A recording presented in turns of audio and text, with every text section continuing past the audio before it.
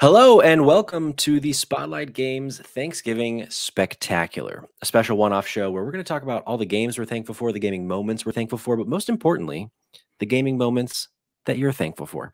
My name is Patrick Schweigert, and I am joined by my handsome co-host, the pride of Flavortown, Cayman Darty. How are you, Cayman?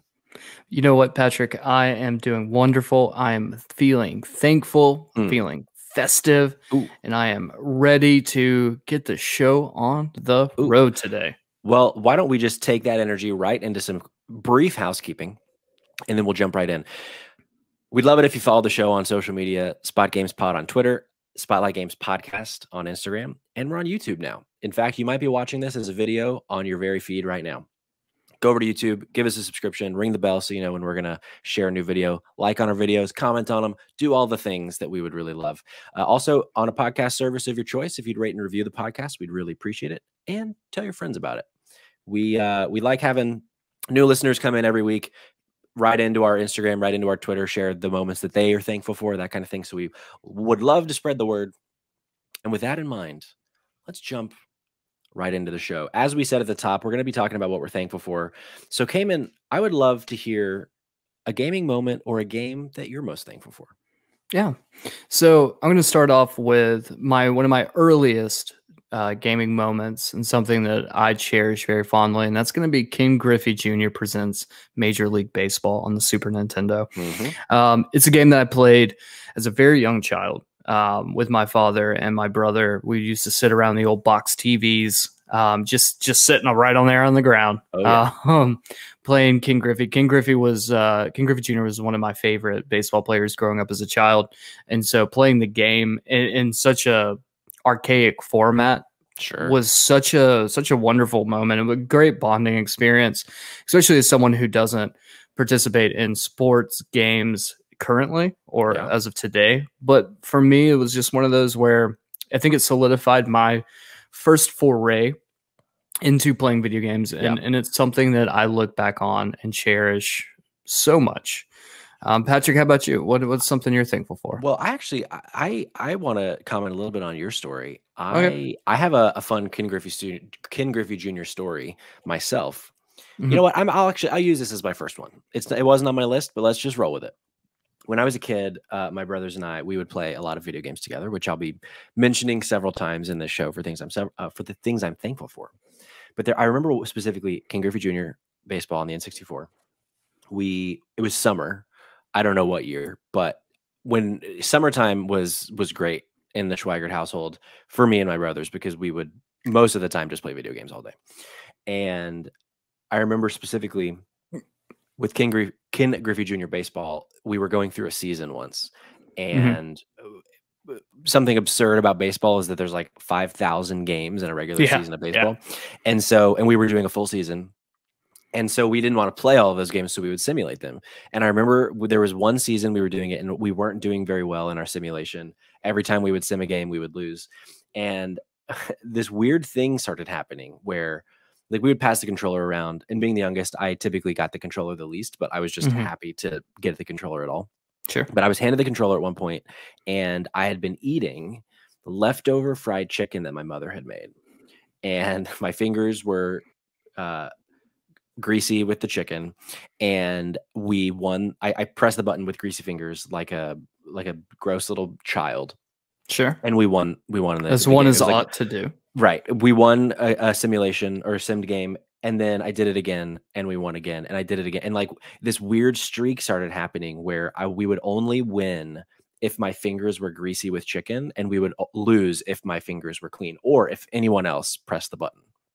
Do you think it's because the grease from your fingers got into the controller and somehow we ended up with like a Tron moment where almost certainly it became sentient and it was like need more chicken fingers? Exactly. That's exactly right. But anytime I ever hear the name Ken Griffey, even if it has nothing to do with the video game, I always think about Greasy Fingers Patty in the basement simulating baseball games and making my brothers happy. So that was my first thankful moment that I wanted to share. Why don't Cayman share one of our audience's submissions? Sure. So this comes from Mike.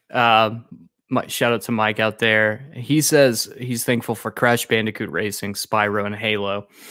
He says the amount of hours I've logged into those games is uncanny. Spyro specifically, maybe the best trilogy of all time. Also, Nintendo products brought me and my friends together. GameCube, N64, always playing Mario Party, Smash Bros, or Mario Kart. My close friends and I used to have a Nintendo closet with a couch we'd pack onto and just rip it. And I have to say, Mike, I think you should bring back the Nintendo closet. There's nothing wrong with having a nice closet with just a couch, which I have to say, like, where the fuck did you find a closet large enough to put a couch in it? Yeah. Was this a house in the Hamptons? I'm assuming so. Mike, good for you, buddy. Yeah, but yeah, no, I think it's fantastic. I too have a lot of fond memories of playing Smash Bros and Mario Kart on the N64 as well. And, you know, let's be honest, those games are better with friends. And, you know, you gotta love it. Like, Nintendo brings people together, and it sure does. I'm thankful for that as well. Patrick, what's some more stuff that you're thankful for? Yeah, so to stay on track with my childhood, with my brothers specifically, when we were kids, a lot of the time, like, our vacations would be going to visit family in Florida. Being a rather large family with 5 children, we didn't often do like Disney World or things like that because it cost way more for how many kids there were.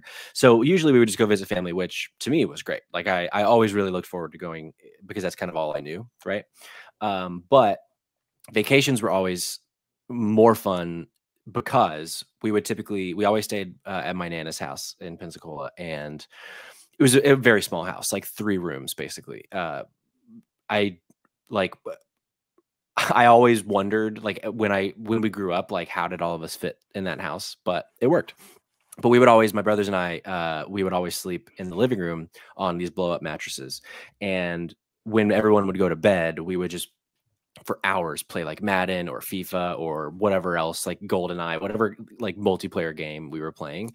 And we would stay up through the hours of the night until my uncle would come in and yell at us because we were up too late and being too loud in the living room.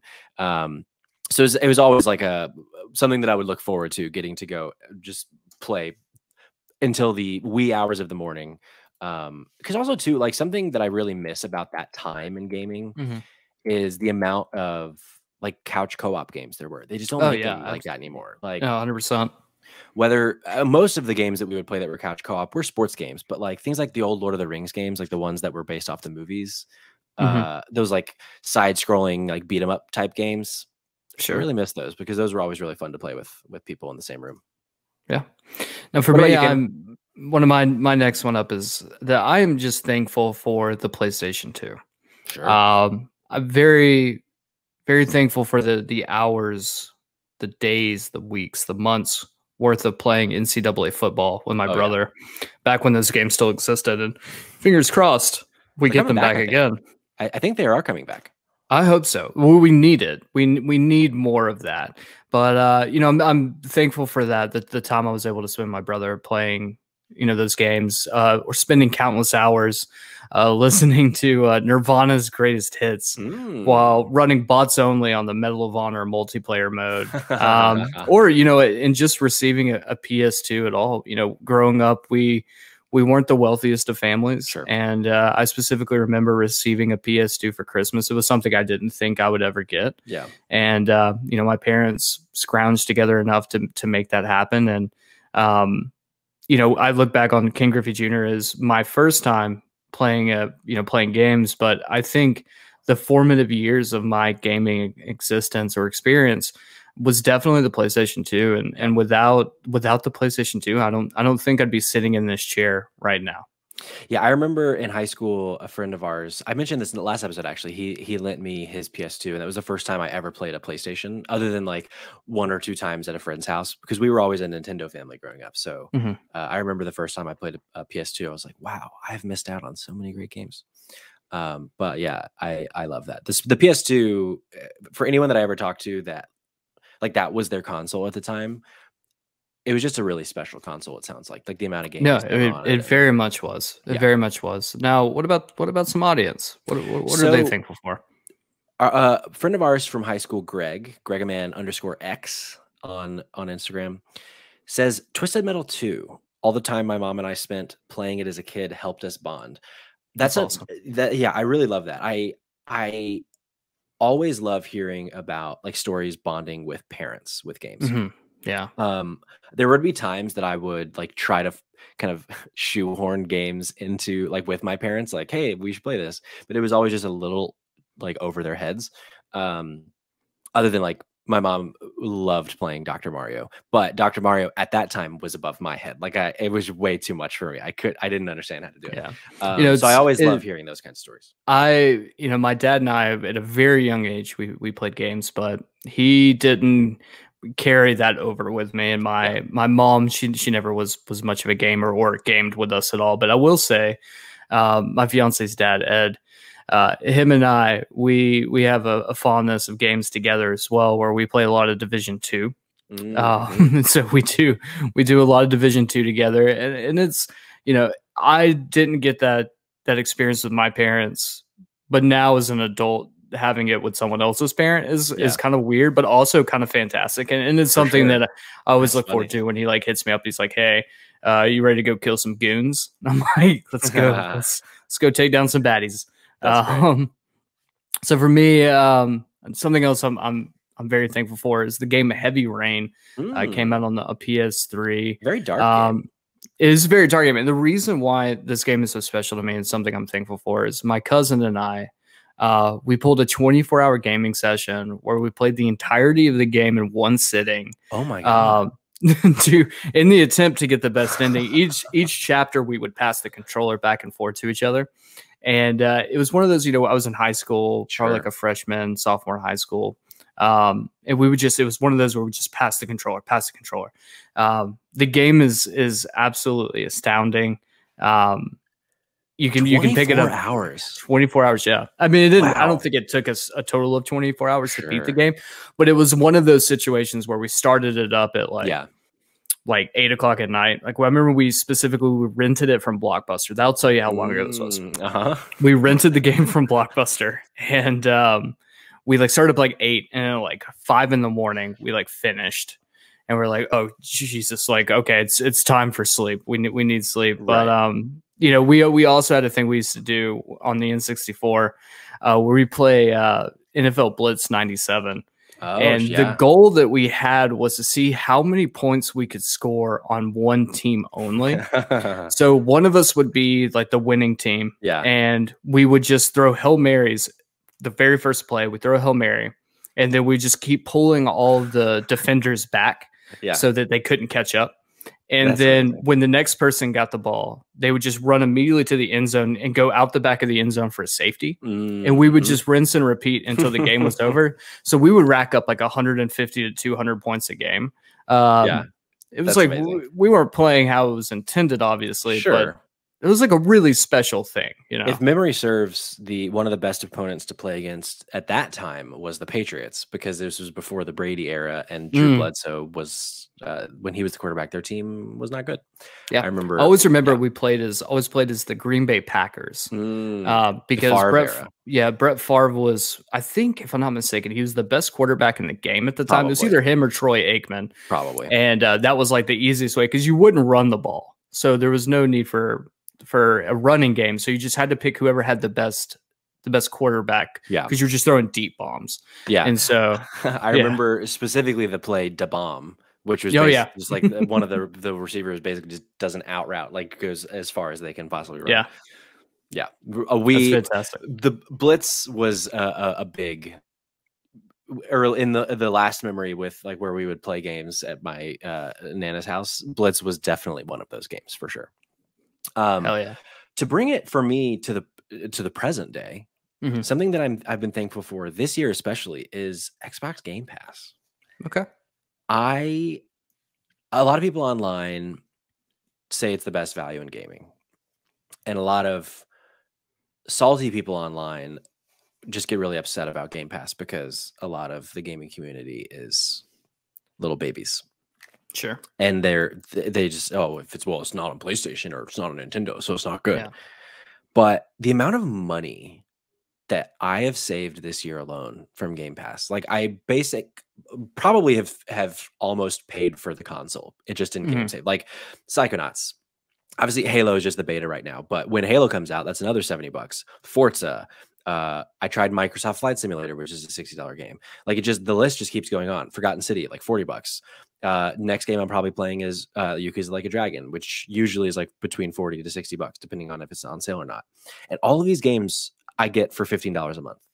And it blows my mind how good of a value it is and how no one else is doing it still. Like PlayStation has PS Now, but it's always older games, which like there's value in older games, obviously, but that being able to play a new game just by having the subscription for this specifically for the podcast has made it so much easier for me to stay like relevant. And also I get to just play a bunch of really great games. Like before we started recording, I was playing the Halo multiplayer beta, and it's just so much fun. And I really hope that at some point next year, PlayStation boosts up PS Now. I mean, Nintendo's never going to do it at all, but boosts up PS Now to where it's like a true competitor for Game Pass. Because I think Game Pass is really, it's an unbelievable value for the amount of games that you get off of it. So. No disagreement there. Like the game, what you get for what you pay is outstanding, and the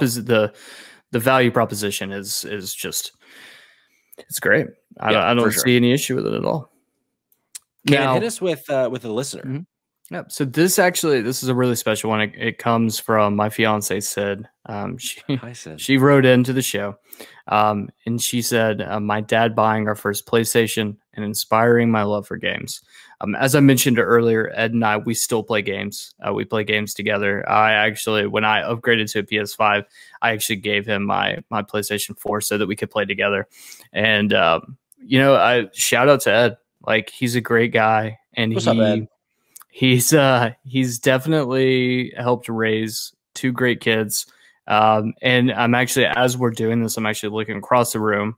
And Sydney is currently attempting to try to platinum Horizon Zero Dawn.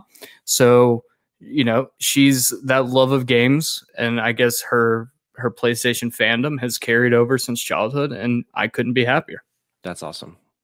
I need to play games with you and Ed. I know back when Division came out, you were like, hey, come play Division, and I never did because I'm a bad friend. But Ed sounds like a great guy, and I would love to play video games with him at some point. He is. And you should. You definitely should. I should. Cayman, hit me with another one of your beefy memories. Sure. Yeah, so one of mine is going to be G4 TV, which I have to say, yes. G4 is actually, they're currently going through a renaissance. They've brought back a lot of their old shows. X-Play is coming back. Attack of the Show's coming back. They're bringing back a lot of stuff. I'm very happy to see that. But for me, a lot of my memories are coming home from school, and just popping on the TV while doing homework and watching X-Play with Adam Sessler, Morgan Webb, or watching Attack of the Show. Actually, as you can see behind me, my backdrop is a massive 1,600 movie collection. If you're a podcast listener, behind me in the video, there's this huge movie collection. I'm an avid fan, and it used to be, and the term I've learned from X-Play was they would hold a segment called DV Doomsday. And DV Doomsday was this is essentially just a segment where they would talk about what upcoming DVDs were coming out that people should be aware of. And it was because of that I actually started like following and being like, okay, well, I love movies. I want to collect. This is something I'm into. And I would just follow along with them. And then like pick up movies on DVD on DV Tuesday. And I still, to this day, every Tuesday, I'm always on the lookout for what the new releases are. But I think the big thing for me, like you mentioned earlier, summer was great for playing video games when you're a kid, with summer break. For me, one of my favorite moments was the week-long segment where they would cover all day. They would cover E3. Yes. And it would just be like them just showing like different press conferences, different trailers for upcoming games. And it was just, I would get so hyped as a kid because it was like, and the truth of the matter was like, I didn't have any money, and I would get games sporadically throughout the year if I was lucky, but mainly it was my birthday and Christmas. I would get new games or get enough money to go and get a new game. And so I would like watch the E3 coverage and be like, okay, like write down a list. and be like, okay, what are the games that I saw the trailers for that look the coolest? Yeah. Because at the time, it like I don't even think YouTube was a thing at the time, No, and so you definitely couldn't not. just go online and like watch a video, and if you could, it was in like 40p. And so Right. you couldn't even see what was going on. So I would like make a list of all the games that I was like, these are ones that I definitely want to play. Great And poll. would make a list of those so that I knew come my birthday or come Christmas, I could ask specifically like, hey, can I please have this game? In G4 TV, that was my go-to. I forgot how much, like how impactful G4 was as a kid until like last week is when G4 relaunched finally, and watching those, like some of those streams. Did you catch any of those streams, by the way? No, I didn't. Unfortunately, I need to go back and yeah, I've because I know they've uploaded them. Yeah. I've been kind of working through it. But like it brought back a lot of memories that yeah, like exactly like that week of E3 in June as a kid, watching them just cover all of it was so fun and so cool. It was so great. I miss those days. Me too. And like it's really exciting that like with G4 coming back, like Adam Sessler's back, Kevin Pereira from Attack of the Show's back. I want to say those might be the only two. If I'm not mistaken, Morgan Webb is coming back at some point. I haven't seen that, but that'd be really cool. But I mean, they've got great stuff like The Completionist is now on there, which like if you don't watch The Completionist, like he's like one of the best YouTubers from what it seems like and from what I've read, is apparently a super nice guy. He just completes games and tells you about him, which might sound a little dumb, but just trust me, just you gotta watch it. But him completion, like he will do everything you can do. Yeah, which I think is fantastic having him on G4 too. It's because it's like, it's basically they're taking something that I grew up on and have so much nostalgia for, and they're modernizing it, but they're also modernizing it in a way that still brings me back. Yeah. Like they're bringing people that I already watch. They're bringing them to this. It just makes it so much better for me. Yeah, I agree.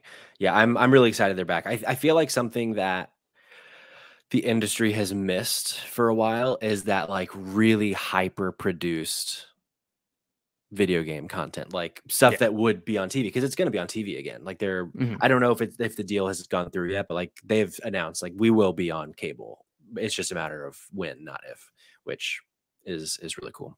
Another one for me, you mentioning Sid playing Horizon actually made me think of it. You know that moment, like I remember having this a lot as a kid for movies specifically, and it's only happened a few times for me with games. But like one of the times to kind of paint the picture for movies for me, like when The Dark Knight was coming out, where it was like Batman Begins was really cool, but The Dark Knight just seemed like it was taking it like at the time to like the next level. Like we've never seen, it seemed like we had never seen such a like grounded and serious take on a superhero movie before.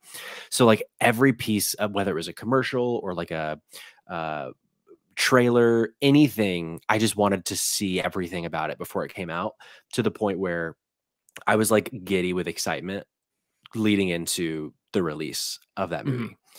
That feeling is such a fun feeling to have, and having that feeling like for specific game releases, there are a few specifically. Horizon was actually one of them, just because it looked unlike any game I had seen before. When it was being announced and revealed, I was like, I really, really want to play this. But I remember like when The Last of Us Part 2 came out, for obvious reasons. I've talked so much about The Last of Us at this point, but following, like they announced it, I think it was a couple years before it launched, but just like every time there was any sort of information about it, just like pouring through it to see all of the like potential hints they might be giving us and what the story might be. Bioshock Infinite was another one for me. But again, because it seemed like such a departure from the series, I was so excited to see like what it went from everything being in this like underwater city to now it's like up in the sky. And I was like, wow, it seems like such a cool thing. But that, like those feelings of like giddy excitement about a specific game coming out that you've been waiting for a really long time for, is like it's a moment that I really like having. Like video games are awesome. There's no question about that. Video games are great, and they provided so many moments of, so many moments where we can just enjoy. Like we can sit down, like we're going over like bonding moments with your parents or your friends, or moments where they're solitary, where you see a piece of information or you get a new hype trailer for something, and it just like you get so excited about it, and it's, man, like That's why we're here doing what we're doing. Yeah, because exactly. I mean, E3, a great. lot of the time, E3 has a ton of those where it's just like Yeah. these new games that are coming out are just, they look so cool. Like I remember when Metal Gear 5 was announced, just seeing how incredible those graphics were, and the reveal trailer was like 14 minutes long. And it just like completely blew me away. But most recently, a game that gave me that was Animal Crossing New Horizons. I'd never played an Animal Crossing before, but so many of my friends like you and like Katie and Elliot had such fond memories of Animal Crossing, and it was like the one major Nintendo franchise that I just never touched at all. Yeah. And like the hype that it was getting coming up, and then to transition into an audience submission, it came out right at the beginning of the pandemic. Yeah. And Rose, my wife, hello Rose, I love you very much. Thank you for listening. Hey Rose, I love you too. She says Animal Crossing being released at the best possible moment in time when we needed it most. Like, so true. Like, there, in 20 years, if I'm not dead, if the world isn't completely destroyed, do it. I didn't expect to go that dark. I mean, you could. It just happened. We will look back at the release of Animal Crossing, and it will still be an incredible moment, even though that time was like, for all of us, like one of the worst times in our life. The amount of joy that Animal Crossing brought, it will always be special for a very long time. Yeah, no, I agree. Another audience submission I think is worth going over is Bennett, one of our close friends, Bennett. He posted in that he's thankful for right now Witcher 3. Mm-hmm. And I don't disagree. I think we should all be thankful for Witcher 3. The question that I guess I posit to Bennett, which he's not here, he can't answer, but have you watched the Netflix TV series? Because it shouldn't be as good as it is, but it's pretty damn good. It's pretty damn good. I remember when that came out, it took me like a couple episodes to get into it, because it much more relies on the books than the games, because the games are based on books. Mm-hmm. And it does something that I don't think this is a spoiler, because it took me a long time to realize that this was happening, but I wish that I had known earlier. The first season happens in a non-linear fashion. Mm-hmm. And I didn't realize that for like half of the series. So I was so confused. And then finally I had this aha moment of like, oh, they're telling a non-linear story. So, but that baggage aside, I'm really looking forward to season 2 of it. It's coming out next month. I don't remember the date, but it's coming out very soon. But yeah, if you have watched the show, Bennett, let us know what you think. If you haven't, recommend it. Henry Cavill, talk about a beefy boy. That man he's a beefster. He's a walking, talking slab of beef. That's for sure. Well, is there a way that we can get him on so we have 3 beefy boys in one sitting? Look, I would love to have Henry Cavill on the podcast. I know he's listening. Oh, of course he is. He messaged a gaming moment, but it was so not safe for work that I couldn't share it. But he's known for sharing some secret beefy moments. Hank, I call him Hank Cavill. I like that. Yeah, good old beefy Hank. Good old Hank, the walking, talking slab of beef. He's a sculpture made of pure beef round. Cayman, what I don't think there is a good segue for that. So what is another moment you're thankful for? So I'm thankful, and there's a segue that's going to come off at the end of this, but I'm currently I'm thankful for the Lego games. Being able to play as a different range of characters is fantastic, but for me specifically, it's being able to play the Lego games with my nephews. It'll always hold a special place in my heart. They love playing games. They call me Uncle Dragon. So they love to come over to Uncle Dragon's place and play games with me. And you know, they're 2 of the sweetest little kids you'll ever meet. And that's what they love to do. They love to come here. They love to play specifically Marvel superheroes. They love swinging around as Spider-Man, and they get so excited because they're really into superheroes. They like jump up and down. They're like, oh, I get to play as Hulk, or oh, I get to play as Iron Man or Spider-Man, and they get so excited. And it's one of those moments where like I don't think we appreciate times like that enough. Sure. And it's something that for me, it's like it's helped me stay grounded. It's helped me feel like a kid again because they get so excited. It reminds me of my childhood. Yeah. And one of our listeners wrote in as well. He said, this is from Jeffrey. He said, I guess I would be thankful for Lego Indiana Jones. It's the first game I ever played with Grayson, my son, that he wasn't just holding a controller that was unplugged or turned off. I remember, so Grayson is now 16, I think 16 or 17, something like that. He's getting older. I remember when Grayson was elementary school, I actually babysat for him. And so we would just sit on the floor. He was so young. We would just sit on the floor and actually play with Legos. But that's one of those where it's in this situation, it's a role reversal where you have a moment where it's a father enjoying time with their kid in a manner where they can share the same experience, the same hobby. It's a great bonding moment. And Lego games, they're fantastic family fun, great couch co-op games that you can play. And I think they're sweet and so genuine that they work so well that it brings everyone together, whether you're 30, 40, 50 years old, or you're 10 or younger. You can still enjoy them the same way. Yeah. And I think that those games aren't appreciated enough, but I'm thankful for them. What about you, Pat? I agree. Another one for me, we've talked about it a little bit, but this is a specific story I want to tell about Halo. So again, me and my brothers played a lot of video games as kids, but there's a specific set of memories that I think a lot of people that played Halo in that time had of like what you might know as a LAN party. For those who don't know or aren't aware, back in the day when Halo came out, the first one especially, there wasn't really a way that there wasn't a way to play online together. But they knew that this game would, like, the multiplayer would be a big draw for it. And at that time, like a lot of you have played GoldenEye, you could do 4-player split screen co-op, or not co-op, competitive, which you could do in Halo. But they did a thing where if you connected multiple Xboxes together with a LAN cable or an Ethernet cable, you could actually have, I want to say it was up to 4, maybe more Xboxes all together at the same time. And you could play games with, as long as you had enough TVs for those people, you could connect them all. So we would go in our basement. He would have these parties every now and then where he would bring over like 16 or 20 of his friends. And in our basement has always been unfinished, but my dad, he puts up these like hard posters all over the place to kind of create walls. So it has like a fun vibe down there. But in like the various corners of our basement, because there are 4 different rooms, but you can kind of still hear and see everything since there aren't like actual full walls.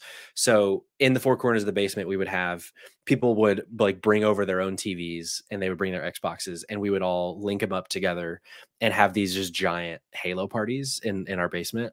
And obviously my brother Andrew, he's 5 years older than me, so I was a good bit younger than his friends, especially like when they were seniors in high school and I was in like 7th grade. A pretty big age gap. So I wasn't always like allowed to be around them because I was just being the annoying little brother. But especially like if there were times when there was an odd number of people, or sometimes like Will and Andrew would have friends over. So it would be kind of like a mix of ages. So it was a little more acceptable that I'd be there. And I mean, I'm sure they were always fine with me being there, but it was really fun when those would happen, because it was just it was one of those things where like at the time had not ever been anything like it, having 20 people play a multiplayer game at the same time, and like creating the custom games and all that stuff was really cool. And then as like an epilogue of that with Halo, I remember specifically in high school when Halo 3 came out, my mom, there were a few things that my mom would let us skip school for. And one of them, a side memory, every December when the Lord of the Rings movies would come out, she would check us out early and we would go see the matinee, which is a different podcast, very fond memory of mine. But there was one time she let us skip school for a video game, and it was when Halo 3 came out. We had like been trying to convince her, and she was like, "No, I'm not letting you skip school for a video game." And then for whatever reason, I guess we just tried hard enough this time. She was like, "You know what? It's a Friday." Yeah, like she probably didn't actually talk to our teachers because they wouldn't have been okay with us skipping school, but we didn't have anything important going on. So she was like, she surprised us that morning. She had Halo on the mantle. And when we came down to like have breakfast and go to school, she was like, "You guys can stay home and play." And it was just like the coolest thing to know that my friends were at school and I was at home playing the Halo campaign with my brothers. Very, very cool memory. Yeah. Kind of speaking on the same, this is one of our listeners submitted. This comes from Tim. Tim says, some of my fondest memories of playing video games involve my high school best friend. He passed away about 3 years ago unexpectedly. I remember my brother getting a Nintendo and Greg helping him get through some of the boss levels in The Guardian Legend. My brother looks back fondly at those days also. Later, Greg and I both got into Doom on PS1. Back then, to play Deathmatch, you would have to have 2 consoles and 2 TVs. I remember Greg and I in the living room with 2 consoles tethered to 2 TVs, staying up till 7 in the morning playing Deathmatch. Another fond memory I have is that my wife is haunted by Dune on Sega Genesis. When clicking on the soldiers to give them an order, they would respond with reporting, then acknowledged. She spent countless evenings trying to go to sleep while hearing those words. I could do a quick reporting acknowledge, and it will send her into a PTSD meltdown. First and foremost, Tim, thank you so much for sharing that with us. Obviously, condolences for your friend Greg. I'm sorry to hear that, but I'm glad that you can hold on to those memories and that you're connected still like that. As for your wife, who I know personally, Vic, next time I see her, I will be saying reporting and acknowledge all night. That's so funny. One, I didn't know there was a Dune game on Sega Genesis, which is kind of baffling to me. I want to, once we're done here, I'm going to go look up gameplay for that. Please do. I meant to before we got started, but I love that story. I wonder if it was, do you think it was directed by David Lynch as well? Oh, it had to be. I would like to think it was just a pixelated version of the movie that you interact with. just non sequitur after non sequitur. Yeah. That's awesome. Another one for me came in. I think this is one we might have actually briefly discussed at one point, but it's a memory that I have with you, which is playing Resident Evil 4 at your house when we were back in high school, just passing the Wiimotes back and forth, playing Resident Evil 4 way too much. We probably played through that campaign collectively like 15 times, just unlocking all of the different things. And I think in episode 0, we talked about like that was kind of, we had been friends for a little bit then, but I think that like around that time is when we really started hanging out a lot. Yeah. And yeah, Resident Evil 4 is one of my favorites of the Resident Evil series, not just because the game is great, but because it was a really fun way to play it. And a follow-up, another quick Resident Evil story. Adam, one of our friends and listeners from high school, him and I remember Resident Evil 5 playing that on Xbox together, and just playing and 100% of the game. It's one of the few games on Xbox that I've 100%ed. And I remember there's this one specific level. He might remember this too. I want to say it was like in this like cavern situation or like a cave situation, but it was like in chapter 5, level like 3 or something. It was always the one with the guys with like the big masks. I think so. It dropped like way more gold than any other level. And so we would just spam the hell out of that one level and play it over and over to get as much gold as we could to just unlock the, whatever else. I think there must have been a trophy that you needed a certain amount of gold or something. But those, I wish that they would do another co-op Resident Evil game because those ones were so fun playing co-op together. Yeah, I do too. One of my really important moments for me is playing Skyrim with my friend David. David passed away several years ago, but we worked in restaurants together. He was just such a fantastic person, and he's sorely missed. But we'd play Skyrim, and he never wanted to play himself. He just wanted to drink beer. We'd always get a 30-pack of High Life, and he'd be like, "I just want to drink beer with you." play Skyrim. And so, we were playing on the PS3. Anytime we would come across anything that you could eat, because you can eat herbs and mushrooms and pretty much anything you can eat. And it'll give you, sometimes it'll like help heal you. And sometimes it'll just give you negative effects. More often than not, negative effects. So we would just kill a 30-pack of High Life while playing Skyrim. And every time we'd come across it, just like, eat it, eat it, eat it, eat it, eat it, eat it. Be like, all right, man, fine, we're going to eat this. We also played a lot of Diablo 3 together as well. And he played on PC and I had it for the console. And he would come over and we would spend just hours. And he'd be like, this is, and he would help me do all my item management and my, my like optimizing all of my builds, character builds in Diablo to make sure we were like good. And, I still to this day, when I boot up Diablo, one of the characters that I have on my screen to be able to select is his sorcerer. Nice. And it's something that awesome. I will never get rid of just because it's one of those moments that just means a ton to me. And I'm thankful for that friendship. I'm thankful for those games that brought us together as well. And just having those. That's awesome. I love that. One from the audience came in. Friend of the show, Elliot. Hello, Elliot. 2 L's, 2 T's. He says on Twitter, Paper Mario, specifically the N64 and 1000-Year Door versions. And he had a little crying emoji as well. Please don't cry, Elliot. We're here. Please don't cry, you sweet baby boy. Sweet. What a sweet baby boy. He is such a sweet baby boy. I don't know what that was. I'm really excited to play Paper Mario when they release it on the N64 expansion plus thing, because man, a couple months later, a month later, what a waste of money that was for me upgrading to get that, because I've not touched it but twice. But that's one that I will definitely be playing because I've never played the Paper Mario games. So. Yeah. Another from the audience. This is Bravo7_.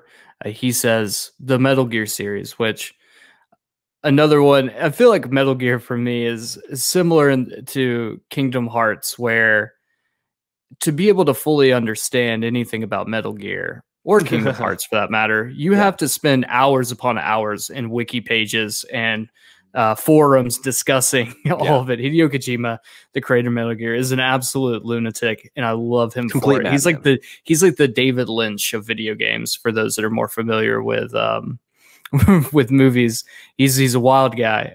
But yeah, no, Metal Gear is a great series and definitely something that it draws you in, and it's an experience that you have, and it's something that's just really cool.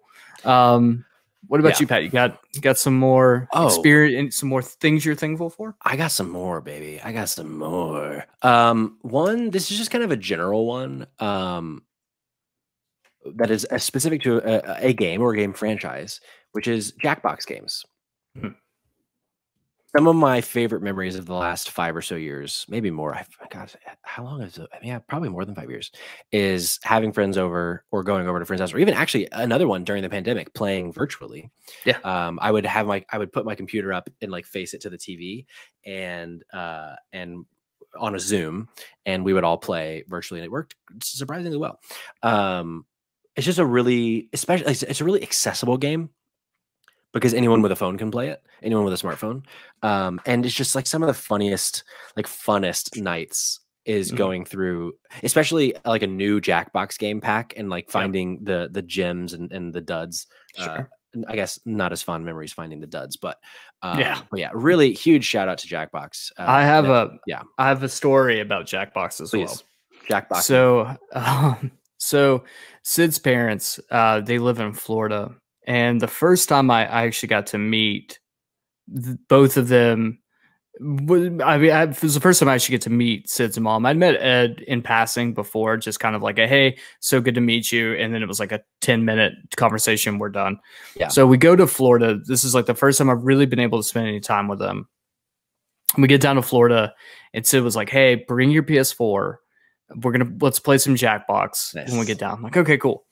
So we get down there, we've had a few drinks, we put on Jackbox, and it proceeded to turn into a battle of who could be the nastiest.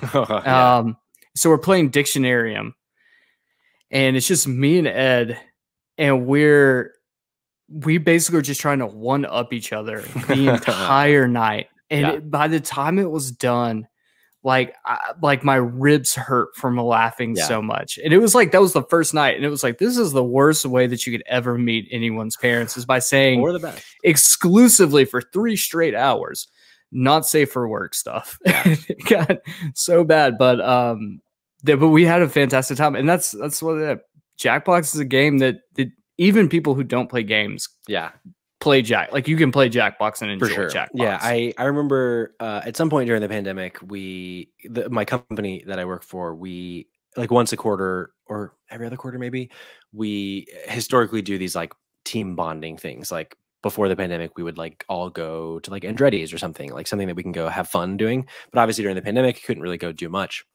So we had a day where we played a bunch of Jackbox together, and it was fun.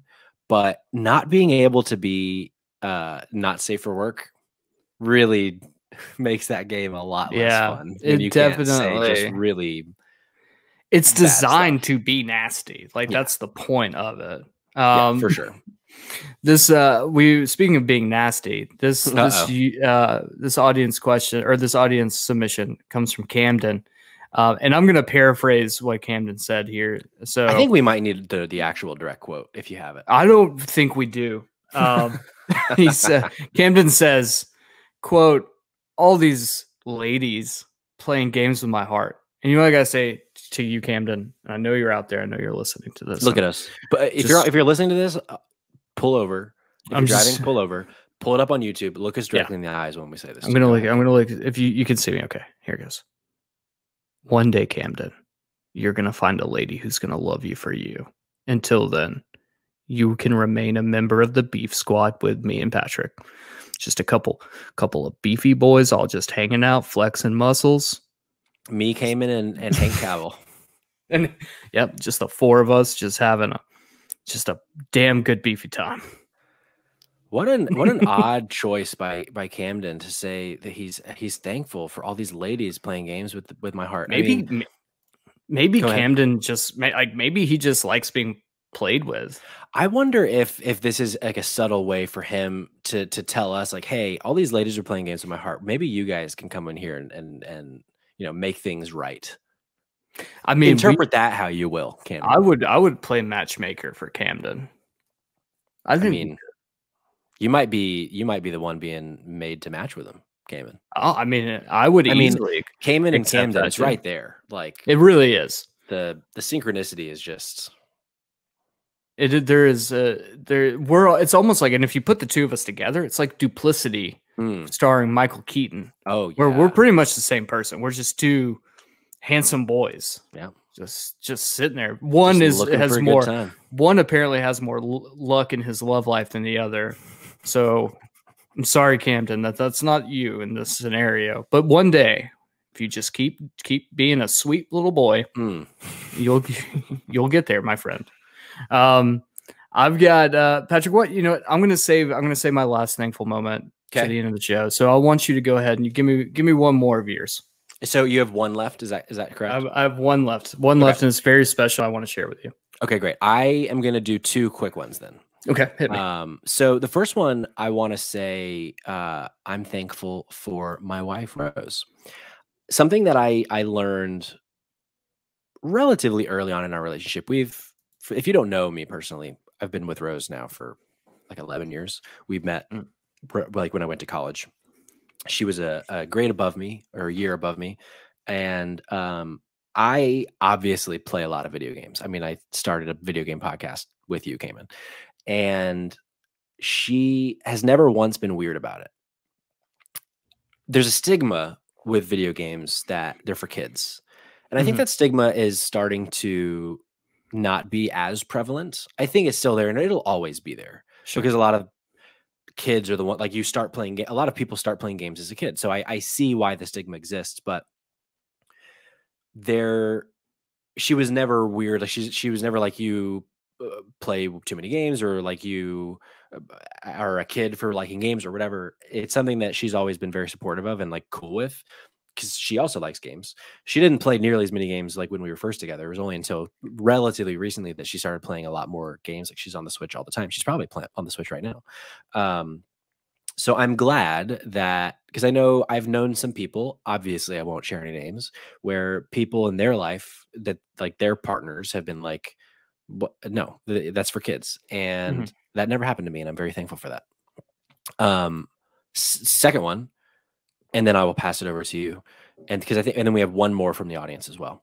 I'm very thankful for a mixture of Podcast Beyond and Kind of Funny.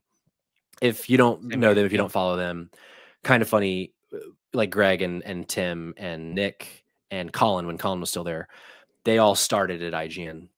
And Greg and Colin were on Podcast Beyond together for several years.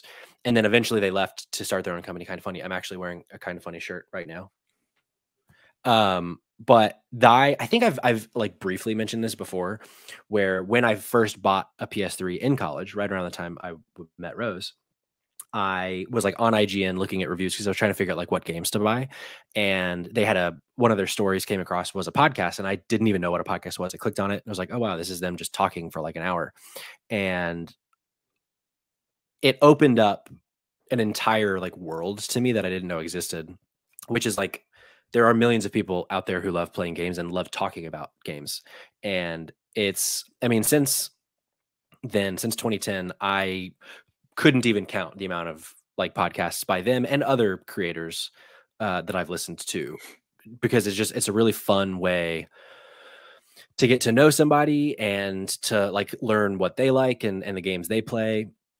And it kind of, like I said, it kind of opened up this whole world for me. And to the point where now, again, I'm here with you, Cayman, having a podcast about video games. So I'll always have a special place in my heart for specifically the Kind of Funny crew. But in general, like the video game podcasting community, I guess you could say, Cayman. Well, I will take from there. I'll do the last audience member submission, and then I'll tell my last thankful moment. This one is really special to me too. This actually comes from my brother. So shout out to you, Justin. Thank you for tuning into the show, and thank you for submitting as well. It means a ton to me and Patrick both. But he said, I bought a Teenage Mutant Ninja Turtles in Time arcade cabinet for a youth group, and my kids and I play it together all the time. That's awesome. That is fantastic. That's actually a game that my brother and I played a ton of as a kid on Super Nintendo. I just absolutely love Turtles in Time. It's one of the best side-scrolling beat 'em ups.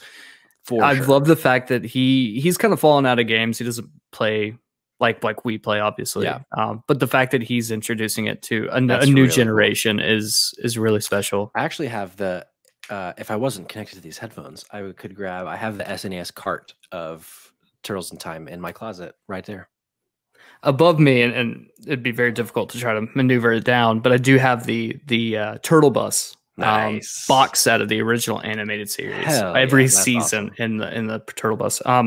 So last up, the last thing I'm thankful for, and this is in our doc, we have all these submissions and whatnot put there so we can keep track of it. And under mine, it says secret thankful memory. I know, I'm so curious. Patrick, I'm thankful for you. Oh? I'm thankful for you, and this is what I'm going to tell why I'm thankful for you. No, amongst 1,000 reasons on why. Sure. You were one of the best friends I've ever had, but specifically, there's a moment in time in which I think it's solidified like just how much of a caring person you are and how special you are in my life. I was in a toxic relationship. I was in between jobs. Things weren't going very well for me at the time. I was having a very rough go of it.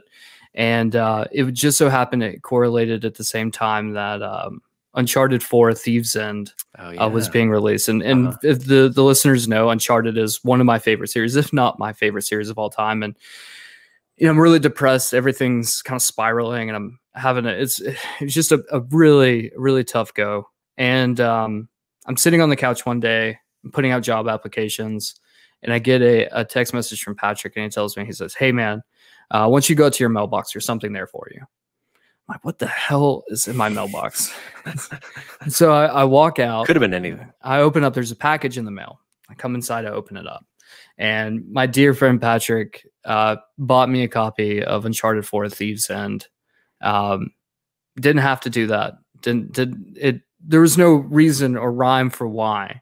But he did. He bought me a copy, had it shipped to my house, and opened it up, popped it in. 25 hours later, I had the platinum. And one of the greatest gaming experiences of my life, because the game is just so damn good.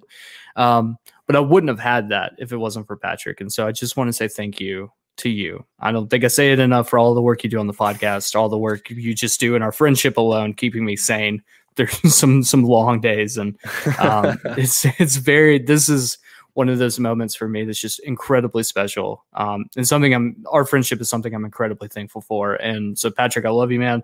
I love you too, thank buddy. you so much for everything you do and putting your heart and soul in this podcast with me. This has been a wonderful experience. And on that note, I'm done. Obviously there's more that I'm thankful for. I'm done. I quit the podcast. I'm done with you're getting a new co-host now. But yeah, that's for me. These are the things I'm thankful for. And I'm thankful as well that I'm able to share this with everyone for Thanksgiving. And I'm so thankful for everything that you guys do too. Well, thanks, Cayman. That was very sweet. I love you, man. And I wouldn't have the podcast with any other one of my friends. Sorry if you're offended by that, if you're listening, but that's just the way it is. I can't really top that, but I do have something that I want to say to our listeners. A last thing, and this comes from both of us. This isn't just from me. As you know, from us here at Spotlight Games Podcast, we are thankful for you, our community, if you're listening to the show, if you're watching the show. Obviously, we've only been doing this for a couple months now, and this is something that we've put a lot of time in, and something that we had thought about and talked about for a long time. And when we started kind of putting things together and getting the equipment together and talking about what we wanted the podcast to be, I always kind of knew in the back of my mind, like, we would be doing this for ourselves. Like, it's just going to be, we're going to be talking into mics and no one's going to be listening, but it'll be fun. It'll be a way for us to connect and talk about games instead of just texting about them all the time. And it'd be like an outlet, all that stuff. But the amount of support we've gotten and honestly, the number of listeners we have has so far exceeded what I expected we would get with this. And we're only 2 months in. So it's wild. It's great. Yeah. I mean, it's not like, we're not setting records, but compared to what I expected, I would say we're setting records. So thank you if you've been listening, especially if you don't know us, if you just stumbled across us. Thank you, especially. We really love doing this, and we plan on doing it for a long time. So we hope that you stick around. And like we always say, please give us your feedback, good or bad. This is something we really care about doing, and we really love doing, and we want to make sure that we are giving you a product that you look forward to every week. So if there's anything that we can do better, or anything that you just love and want us to do more of, please let us know. But above all else, thank you for coming along this ride with us. Cayman, any last parting words you'd like to share? Yeah, to kind of reiterate what Patrick said, I'm absolutely overwhelmed by the showing of support from our close friends to random strangers that just stumbled across our podcast, stumbled across your Instagram feed. You guys, the amount of support that you've shown us so far has been absolutely overwhelming. And it drives me, and just like I know it drives Patrick, to give an even better show, an even better experience for everyone who listens and who's involved. We love you guys. Thank you so much. Enjoy some time with your family. Happy Thanksgiving. And we'll see you next week. Until we meet again.